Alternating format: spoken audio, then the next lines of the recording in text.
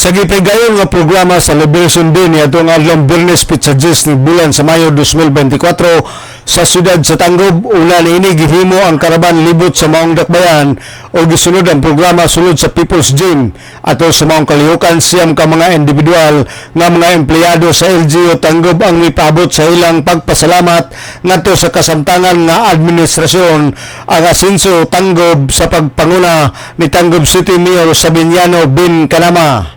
Dako ang ilang pasalamat sa mga opisyalis sa maong dakbayan ngadto nila ni Mayor Bin Kanama, Vice Mayor Tito Disina ug mga konsyales kay tungod kanila natagan sila og kagayonan nga maregular ug ang uban na promote usab kadaghanan kanila nagserbisyo sobra sa 20 ka tuig.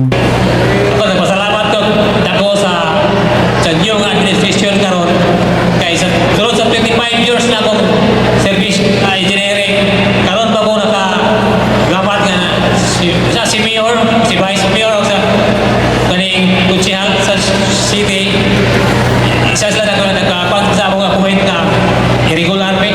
I was employed since I was 22.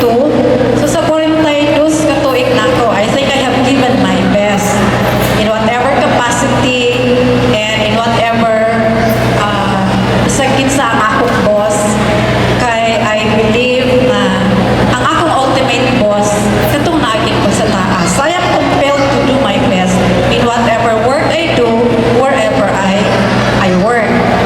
And mao na natusan ko nga ang akong panahon sa pag-promote, nag-promote ko last year po.